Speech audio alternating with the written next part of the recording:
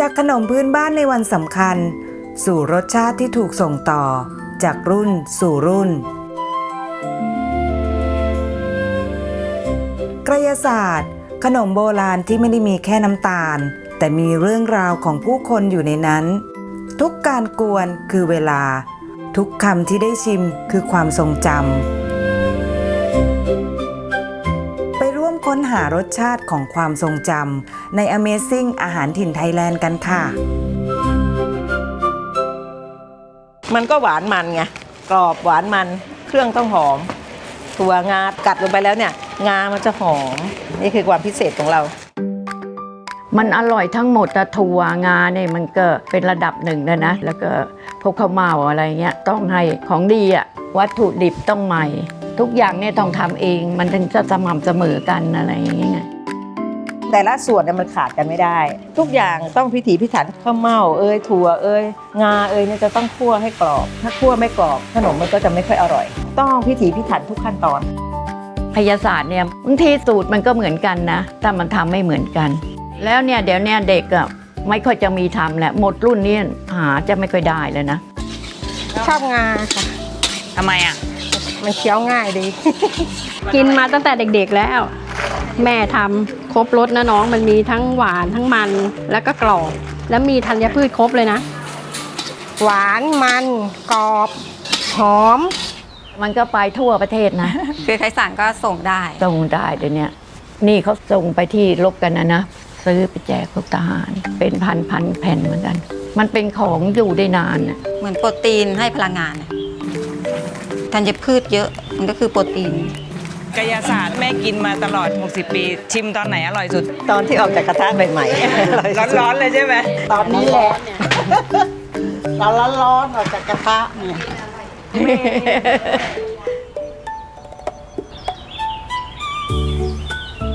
ที่จังหวัดพระนครศรีอยุธยาเมืองมรดกโลกไม่ได้มีแค่ร่องรอยของประวัติศาสตร์ให้เราเห็นด้วยตาเท่านั้นนะคะแต่ยังมีรสชาติที่เดินทางข้ามกาลเวลาให้เราได้ลิ้มรสและสืบทอดต่อกันมาจนถึงปัจจุบันอีกด้วยนั่นคือรสชาติของกระยาศาสตร์ขนมไทยโบราณในวันสำคัญที่ได้รับการขึ้นทะเบียนเชิดชูเกียรติให้เป็นมรดกภูมิปัญญาทางวัฒนธรรมของชาติภูมิปัญญาที่อย่างรากลึกบนผืนแผ่นดินไทยมานานกว่า400ปีค่ะคือจริงๆแล้วกายศาสตร์เนี่ยนะคะมันมีประวัติ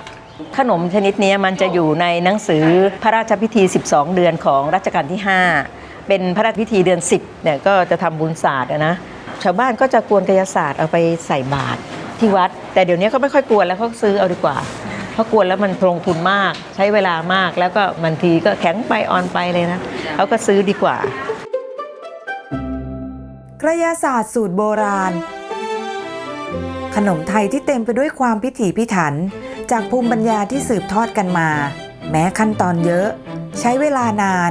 แต่ยังคงมีบางชุมชนในประเทศไทยที่ยังคงสืบทอดวิธีการทำแบบโบราณจนถึงวันนี้ค่ะ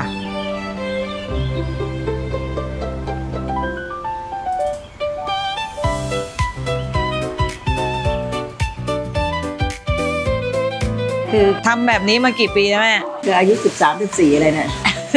13-14แล้วตอนนี้77เดี๋ยวนะก็เท่ากับ60ปีโอ้โหตั้งแต่แม่มัธยมนี่ถือว่าแข็งแรงมากๆ77ยังเดินไปมาแล้วก็ยังกวนเองด้วยไหมแม่นี่ไงช่วยกันมันช่วยกันต้องช่วยกันค่ะเราทำคนเดียวไม่ได้มีน้องๆหลานๆช่วยเพื่อนบ้านใกล้ๆช่วยกันค่ะหอมนะแม่นะน้ำตาลก็จะหอมน้ำตาลมะพร้าวอ๋อแม่ใช้น้ำตาลมะพร้าวก็ใช้น้ำตาลมะพร้าวแล้วความหวานของน้ำตาลมะพร้าวมันจะไม่หวานแหลมมันจะหวานนวลของเราหวานนวลหวานนวลนะกายศาสตร์แม่สังเวียนเนี่ยนะคะคือทำมาตั้งแต่รุ่นแม่คุณแม่สังเวียนมะกล่ำทองนะคะเขาก็ได้ความรู้มาจากคุณย่าเขาอันนั้นคือทำในครัวเรือนทานมาก่อนก็ทำมาหลายปีนะคะแล้วก็เริ่มขายเนี่ยมันก็ประมาณ60ปีคือเรามีกัน4สาวนะคะอันนี้เป็นคนที่4พี่คนที่2เขาก็รับการทำแล้วก็ปรับสูตรมาจากแม่อีกทีหนึ่งเขาก็ปรับจนกระทั่งสูตรเนี่ยอยู่ตัวแล้วก็แม่เนี่ยเป็นน้องที่เกษียณมาก็มาช่วยกันทำขายส่วนใหญ่นะคนจะมาซื้อที่บ้าน มีคนมารับไปขายบ้าง ตอนหลังนี่ก็มีซื้อทางออนไลน์ทาง Facebook บ้างทางไลน์บ้างนะคะก็ประมาณ60 กว่าปีแล้วค่ะ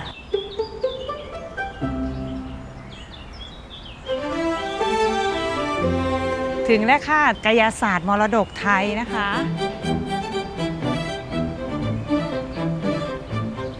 ชื่อคยศาสตร์มรดกไทยสามีที่ตายแล้วอะเขาเป็นคนตั้งชื่อคยศาสตร์มรดกไทย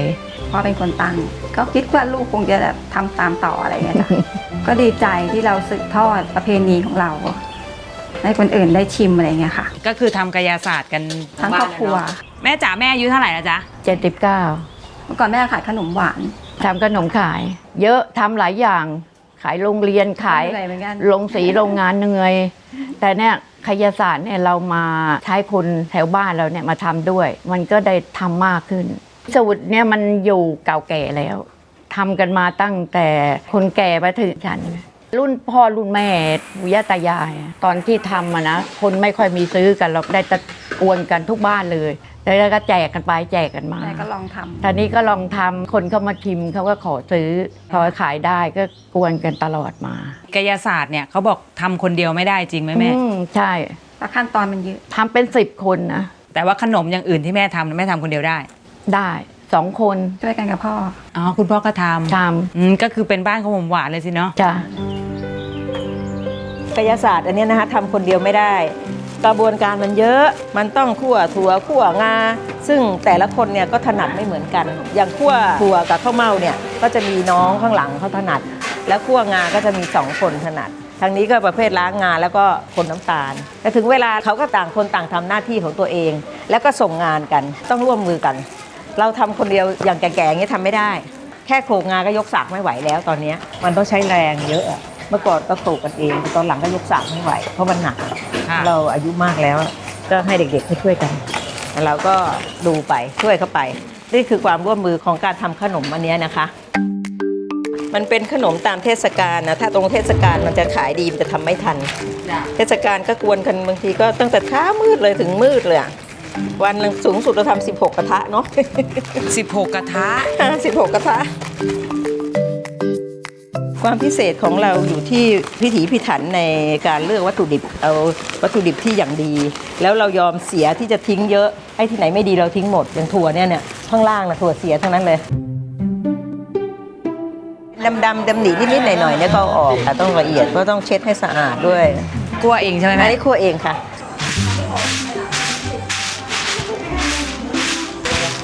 ทำมากี่ปีแล้วจ๊ะ 5 ปีค่ะ อันนี้เราคัดทีละเม็ด เหยียบทีละเม็ด ถ้ามันเสียเยอะก็จะนานอยู่ อย่างเงี้ยเขาเรียกว่าเสียแต่ถ้าเกิดว่าไม่เสียเลยก็แป๊บเดียวค่ะเพราะแบ่งหน้าที่กัน แบ่งหน้าที่กันก็จะไม่ยากเท่าไหร่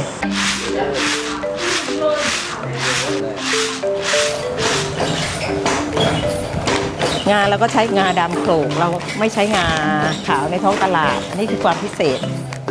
กรอบหอมแล้วก็สะอาด เพราะเราคัดจากว่าวัตถุดิบใหม่ๆคั่วข้าวเม่างาถั่วอะไรเงี้ยค่ะจะไม่คั่วเก็บไว้คือคั่วแล้วก็ทำเลย ไม่ได้ทำไว้เยอะ ทำไปขายไป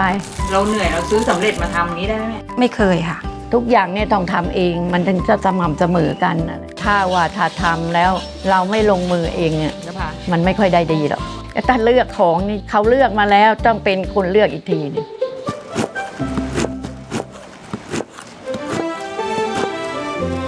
อันนี้ขั้นตอนวิธีทำทุกอย่างนี่ตั้งแต่สมัยโบราณก็ยังคงไว้หมดเลยไหมแม่ ใช่ใช่โบราณที่สุดคือโขลกงา สมัยนี้ไม่มีใครโขลกแล้ว เขาใช้งาขาวท้องตลาด ซึ่งมันไม่หอม แล้วก็มันโดนเครื่องรีดเอาน้ำมันงาดีๆออกไปหมด ของเรานี่น้ำมันงายังอยู่ แต่เราเสียเนื้องาไปเยอะเพราะว่ามันแตกแล้วก็เหลือแต่เม็ดดีๆซึ่งตรงเนี้ยน้ำมันงามันยังอยู่ครบงาเขาก็ต้องคั่วให้พอง ถ้าคั่วไม่พองงามันก็จะไม่กรอบพอลงขนมแล้วจะไม่กรอบ อันนี้ใช่ไหมที่เขาบอกว่าทั่วงา คั่วงา พี่กบทำมากี่ปีแล้วเนี่ย ประมาณ 40 ปีเพราะทำมาแต่เด็กเลย ทำแต่เด็กๆ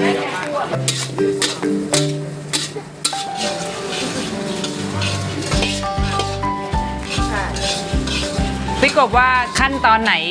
ยากสุดสำหรับการทำกายศาสตร์ ขั้นตอนกวนน้ำตาลเพื่อรอจะเอาของลงอ่ะ แล้วก็คอยคนไม่ให้มัน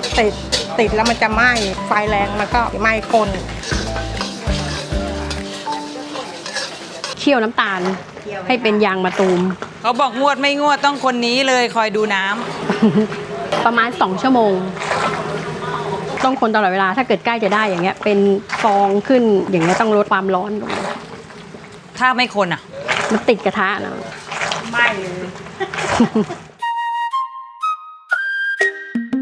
เนี่ยที่มาทำเนี่ยลูกๆหลานๆกันทั้งนั้นพี่น้องกันทั้งนั้นมันจะหัตถการ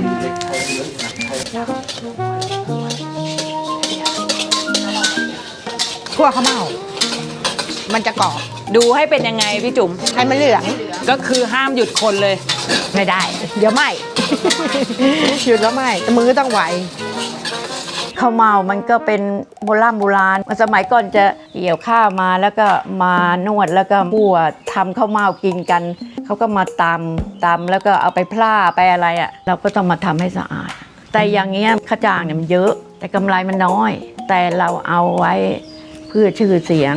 แล้วก็ได้กินอร่อยกัน แสดงว่าเป็นสูตรโบราณเลยใช่ไหม โบราณเลย ข้าวเม่ามันเป็นข้าวเหนียวนะ เป็นข้าวเหนียวที่เขาเอามาสีให้แบนแล้วเป็นข้าวเม่าแล้วมาคั่วให้พอง แล้วเอามาอบให้เหลือง ของเราในขั้นตอนเยอะนะจากซื้อข้าวเม่ามาเนี่ย เราต้องเอามาคั่ว แล้วก็มาอบให้มันเหลืองขึ้นมันถึงจะกรอบ ป้าเขาต้องฝึกมาตลอดทุกอย่างอะที่เขาบอกให้ทำอะเขาต้องสอนเราก่อน อันนี้คือการคั่วข้าวเม่าใช่ไหมจ๊ะ จ้า เตานี้ร้อนมาก เตานี้ร้อนไม่ร้อนก็ไม่ได้ โอ้ต้องคั่วทีละนิดใช่ไหมพี่ ใช่ต้องทำบางทีละแค่เนี้ยเยอะก็ไม่ทั่วกัน อ๋อจากแบนๆอย่างงี้ใช่ไหมคะแล้ว ใช่ มันก็จะ เรา พ เป็น อง อย่างนี้ เป็นอย่างนี้เสร็จแล้วจะต้องเป็นอย่างงู้นไงเป็นสีเหลืองออกมาต้องไปเข้าเครื่องอีกรอบนึง และขั้นไหนพี่ว่ายากสุด อีตอนจับน้ำตาลน้ำตาลนะจับยาก จับว่ามันได้ที่หรือยังนี้ใช่ไหม นั่นแหละเราช่วยเขาได้ทุกจุดเนี่ยแต่จอนจับน้ำตาลเนี่ยไม่ได้ มันต้องเร็วด้วยช้าก็ไม่ได้ เตรียมเครื่องเรียบร้อยคั่วถั่วคั่วงาคั่วข้าวเม่าพร้อมแล้วนะคะ แยกเป็นถุงๆไว้นะใส่อะไรเท่าไหร่ก็จะชั่งไว้ แล้วพอเช้าขึ้นมาเราก็เอาส่วนพวกนี้มาผสมแล้วก็มาตั้งกระทะ ซึ่งก่อนที่เราจะมาตั้งกระทะเราจะต้องน้ำตาลไปเคี่ยวให้ละลายก่อน แล้วก็กรองเอาผงเอาอะไรออกนี่พอมาลงกระทะเนี่ยเราก็จะมีกระชอนช้อนผงอีกทีนึง ขั้นตอนสำคัญคือการเคี่ยวน้ำตาลให้ได้ที่ เพื่อเป็นตัวเชื่อมทุกส่วนผสมให้เข้ากัน ทั้งข้าวตอกข้าวเม่าถั่ว และงาที่อุดมไปด้วยสารอาหารและโปรตีนสูง จนกลายเป็นรสสัมผัสที่ยังคงความหอม กรอบอร่อย ได้ยาวนานหลายเดือนเลยล่ะค่ะ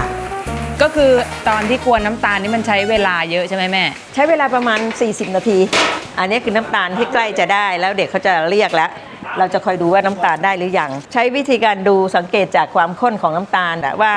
หยดของน้ำตาลเนี่ยมันใช้ได้หรือยัง เอามาลอยในน้ำอันนี้เป็นภูมิปัญญาซึ่งจะใช้การสัมผัสด้วยมือ นิ่มไปหรือเปล่ากระด้างไปหรือเปล่า อันนี้คือสำคัญมากเป็นตอนที่สำคัญ ถ้าเราช้าไปนิดน้ำตาลมันจะแข็งทำให้ขนมไม่ดี เพราะฉะนั้นเราจะห่างตรงนี้ไม่ได้ เด็กเขาจะคอยเรียกให้มาใกล้ๆ อันนี้ประสบการณ์ล้วนๆนะแม่เนาะ ใช่ใช่เนี่ยแม่นี่ดูด้วยตามันก็จวนแล้วแต่ยังไม่ได้ หลังจากที่เราดูความข้นแล้วจะต้องเอามาหยอดอีกทีหนึ่งนะคะแล้วก็ใช้มือใช้นิ้วสัมผัสความเหนียวของน้ำตาลนะคะเนี่ยหยอดอย่างเงี้ยก็ยังใช้ไม่ได้อีกนิดนึงอีกประเดี๋ยวหนึ่งถึงจะใช้ได้เราก็ต้องใช้น้ำหลายขันหน่อย เอาใหม่ เนี่ยนะคะตรงไหน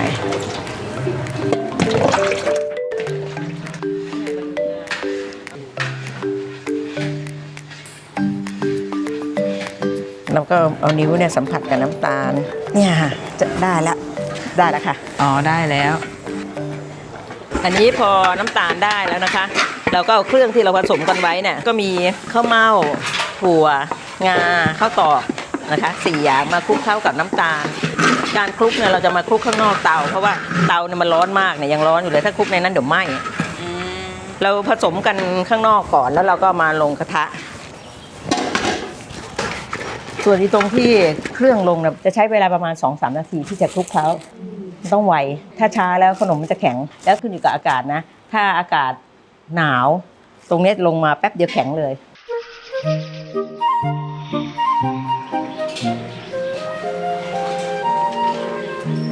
อัน นี้เรากวนคนเดียวหรือว่าต้องสลับกันกวน เดี๋ยว2 คนค่ะ ช่วยกัน ที่เขาบอกว่ากายศาสตร์ทำคนเดียวไม่ได้นี่จริงเปล่า คนเดียวไม่ไหวมันหนัก มันเหนียว เวลาตัวนะมันจะเหนื่อย น้ำตาลจะเหนียว เดี๋ยวใกล้จะเสร็จแล้วเนี่ย เคี่ยวน้ำตาลให้มันพอเหมาะ แล้วก็ใส่เครื่อง เสร็จแล้วถ้าจะเอาแข็งเราก็โพงไปให้นานๆ ให้มันแข็งเราจะรู้สึกเองอะถ้าเราจะเอาอ่อนเราก็เอายางน้อยๆ ถ้าเราจะเอาให้แก่ก็เอายางมากๆ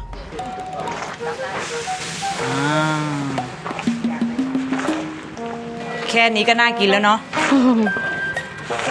ทำไมแม่ใส่ข้าวตอกก่อนอยาก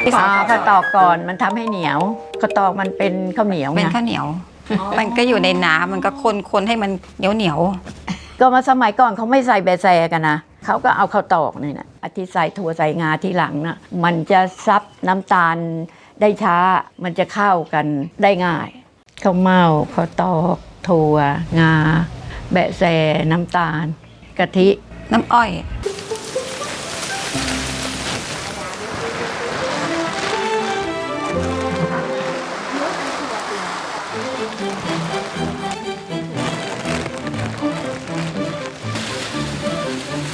โอ้โห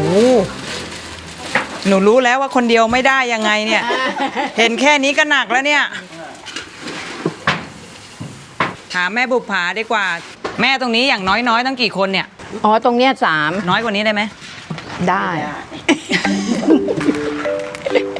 ไม่ได้ ต้องรีบ ต้องรีบ เพราะว่าเดี๋ยวจะแข็ง แสดงว่าโกลเด้นไทม์เลยใช่ไหม แล้วเราเคยคิดจะใช้เครื่องไหมแม่ ใช้ไม่ได้ ดูงานเครื่อง มันไม่ผสมมันไม่สวยงาม อ๋อเราเคยทดลองใช้เครื่องแล้ว นั่นงานเครื่องน่ะทางหลังน่ะมันทำไม่ได้ แต่ตะเคี่ยวน้ำเชื่อมอะไรได้ อ๋อ อันนี้ต้องกวนมือเนาะ ไม่ได้เลยแหละคายศาสตร์เนี่ย อันนี้นี่ประมาณกี่กิโลแม่ 50 กระทะหนึ่งอะเนาะ จ้ะ วันหนึ่งทำกี่กระทะแม่ 3 กระทะ หน้าตาน่ะดีถึง10 กระทะตามจริงไม่ได้โม้ใส่กระทะแหละเท้าเลย ยัน6 ทุ่ม6 ทุ่มนะ เลยอ่ะ กล้ามเป็นมัดๆทุกคน ไอ้ที่ใส่ตอนแรกนึกเขาเรียกว่าอะไรนะแม่ ข้าวตอก เอ๊ะบางสูตรเขาไม่ใส่ข้าวตอกหรือเปล่า แต่ตามมาดาโบราณจะมีข้าวตอกนะ ต่อกันตาม เขาไม่ชอบก็ได้มั้งเนาะแล้วแต่สูตรสูตรแท้แต่เขาข้าวเม่าข้าวตอกถั่วงาน้ำตาลแอะแจกะทิ กินตอนไหนอร่อยสุดเนี่ย ตอนนี้แหละ เราร้อนๆออกจากกระทะเนี่ย เขาบอกของแม่ใส่ตู้เย็นแล้วอร่อย เอาไปใส่ตู้เย็นมันก็จะกรอบ ใส่แป๊บเดียวก็จะกรอบแล้วค่ะ เอาออกมากินรสมันก็จะอยู่อย่างนั้นน่ะ อย่างสมัยก่อนมันจะหนาแข็งใช่ไหมแม่ก็มาปรับให้มันบาง ให้แผ่นบางๆทานง่าย แล้วก็หวานได้น้อยๆคนก็ไม่ชอบทานหวานกันมาก เราก็ปรับให้มันหวานตามตลาดที่ต้องการ อย่าง10 บาทเนี่ยเมื่อก่อนไม่มีขาย มาทำให้แบบบาง10 บาทนี่เพราะอะไรเนี่ย ทำมันขายง่ายหน่อยนะต้องรีบทำเย็นแล้วมันจะแข็งต้องร่วมมือกัน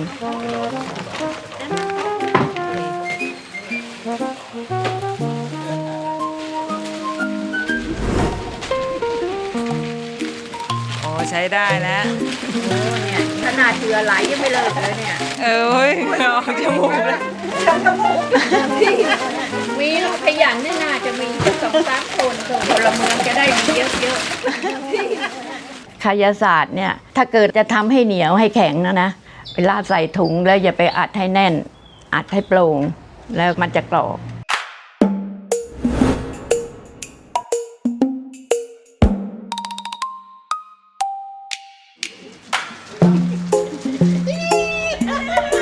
เวลาที่จะเสร็จต้องช่วยกันอย่างเงี้ย เพราะว่ามันคนเดียวทำไม่ได้ คือคลุกเคล้าเสร็จแล้ว ทีนี้ก็จะมาลงพิมพ์กระบะ ต้องแข่งกับเวลา เพราะว่าถ้าหักช้าไปขนมแข็งโดนลมก็ไม่ได้ ถ้าช่วงหน้าหนาวนะทำยากมากเลย ขนมมันจะแข็งเร็ว เราต้องแข่งกับเวลาแข่งกับอากาศ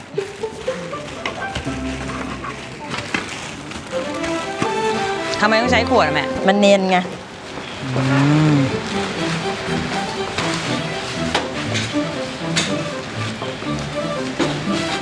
เรา องชิมร้อนๆไหม ชิมร้อน อ้าวลองเอาด้วยเอาหนูด้วย เดี๋ยวล้างมือได้ลูก ร้อนเหนียวๆอ่ะขอบ เดี๋ คุณ ยว ด้วย เดี๋ยวกรอบ ส่วนผสมเนี่ยมันขาดอย่างใดอย่างหนึ่งไปได้ไหม ๆเขาไม่ให้ขาดนะคนโบราณเนี่ยเขาคิดไว้เขาพอดีแล้วนะเปลี่ยนเป็นอย่างอื่นก็ไม่อร่อยเท่าเปลี่ยนเป็นเม็ดมะม่วงหิมพานต์ก็ไม่อร่อยเท่าถั่วเคยใช้เม็ดมะม่วงหิมพานต์มันความมันไม่เหมือนถั่วสู้ถั่วไม่ได้ แล้วก็แพงด้วย อันนี้มีอะไรบ้างนะแม่ ถั่วลิสงต้องคัดถั่วอย่างดี งาข้าวเม่าข้าวตอกน้ำตาลมะพร้าวกะทิแล้วก็แบะแซแต่ทุกอย่างต้องกรอง2 รอบกายศาสตร์อันเนี้ยนะคะทำคนเดียวไม่ได้ กระบวนการมันเยอะ เคยทำคนน้อยสุดกี่คนถึงจะทำได้ 4 คน แต่หมายถึงว่าเครื่องมันต้องเตรียมไว้แล้ว ไม่ใช่เรามานั่งตั้งต้น เพราะตั้งต้นมันเป็นไปไม่ได้ คนเดียวแม่เคยไหมคิด ไม่ ว่า เคย ไม่เคยไม่ทำด้วย ไม่รู้จะเหนื่อยทำไมคนเดียว ไม่ทำ กว่าจะได้มาซึ่งขนมชนิดนี้นะแม่เนาะ ใช้เวลามาก ใช้พลัง กว่าจะได้ ใช้คน เสร็จ อีก อย่างเงี้ยใช่ ซื้อกินเถอะ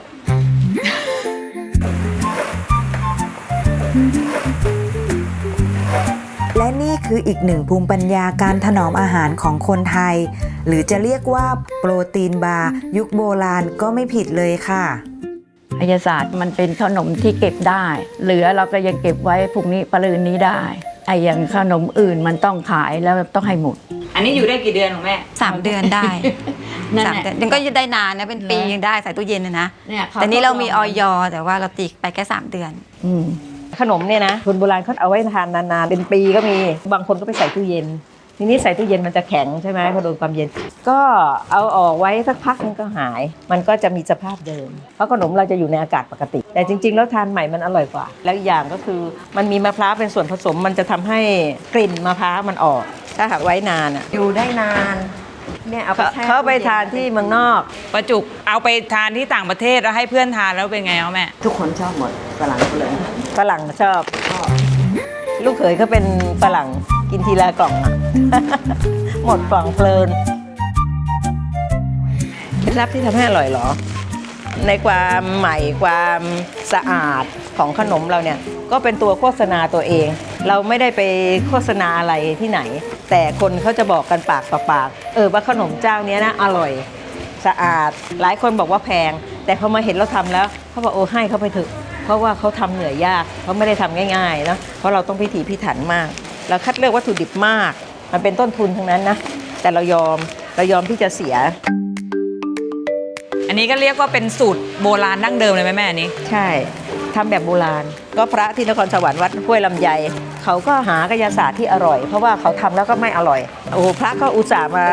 ท่านอยากจะขอความรู้จากเราแต่เราก็ไม่ปิดนะคือพระองค์นี้ชอบปฏิบัติทำกายศาสตร์ทำเทศกาลอะไรเขาก็จะทำขนมพวกนั้นน่ะแจกบ้างขายบ้างในวัดเขาเราก็ไม่หวงแล้วก็บอกเขาก็ไปทำปรากฏว่าคนแถวบ้านชอบใจมากก็ถือว่าอร่อยนู่นท่านเหลาพายมาให้2 อันพายไม่สั่งเนี่ยส่งไปช่วยที่ชายแดนตั้งหลายรอบแล้วทำเป็นห่อเล็กๆนะให้เขาใส่กระเป๋าไปทานนะก็ทำส่งไปหลายรอบแล้วไม่ต้องกลัวว่ามันจะเละจะอะไรนะมันไม่เสียถั่วงามันเป็นโปรตีนอย่างดีอยู่แล้วประโยชน์นี่ก็มีประโยชน์ในทางโภชนาการนะมีถั่วซึ่งมีโปรตีนอย่างดีนะมันจะมีไขมันดีแล้วมันก็จะช่วยระบบในร่างกาย แล้วงานี่มีประโยชน์มากเพราะมันมีทั้งน้ำมันงา มีทั้งกากใยที่เราทำให้ระบายนะส่วนข้าวเม่านั้นก็คือข้าวไม่ขัดสีเป็นข้าวกล้องอ่ะมันก็ได้คุณภาพทางโภชนาการเยอะมาก60 ปีแล้วเนาะทำงานมันถึงตรงนี้60 ปีแล้วเกษียณมาเป็นครูนี่ก็ครูสอนหนังสือกายศาสตร์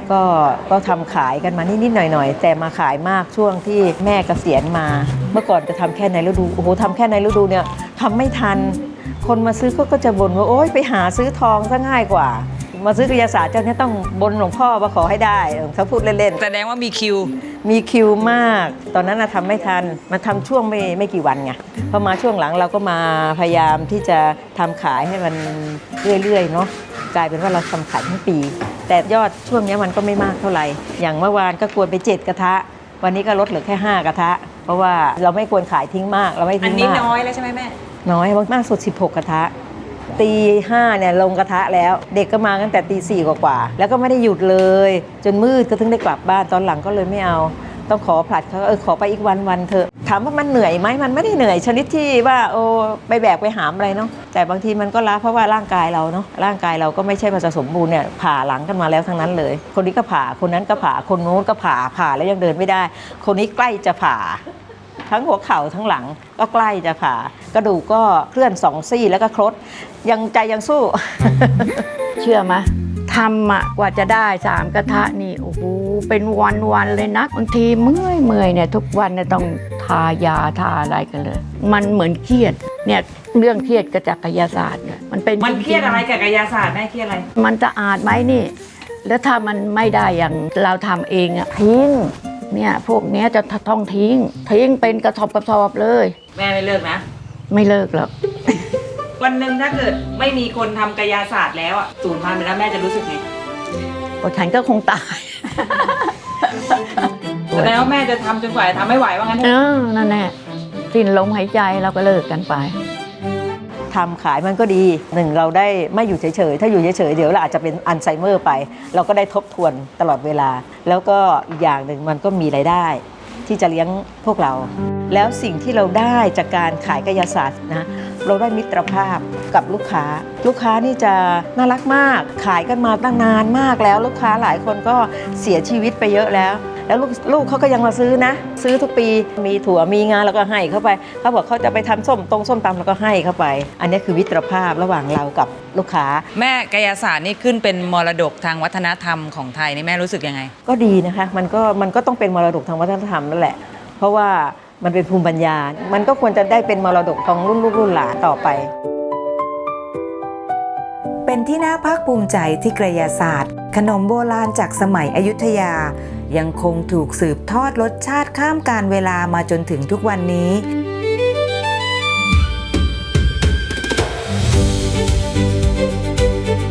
เช่นเดียวกับความงามของวัดพระศรีสันเพชรอีกหนึ่งมรดกสำคัญของเมืองมรดกโลกแห่งนี้ค่ะ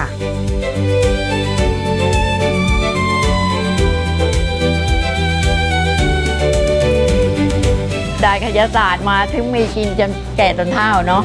แล้วเราก็ยังซื้อวัตถุดิบจากชาวไร่ชาวนาอะไรมาท่านจะพืชเนี่ยเนาะชาวไร่ชาวนาชาวสวนก็ยังขายเราได้เขาก็ยังภูมิใจอย่างนั้นแหละทีนี้กายศาสตร์เนี่ยมันเป็นของเราเองอะไรอย่างเงี้ย ขายได้มีคน ขาย ซื้อ ได้มีคนซื้อก็ทำต่อไปถึงเหนื่อยเราเข้าทำ ก็ดีใจที่เราสืบทอดประเพณีของเราให้คนอื่นได้ชิมอะไรเงี้ยค่ะ เราก็อยากจะสืบสานเป็นมรดกของแม่ของย่าที่เขาสั่งสมกันมา ก็ถือว่ามันเป็นมรดกของครอบครัวเรานะก็อยากให้มันอยู่ตลอดไปกายศาสตร์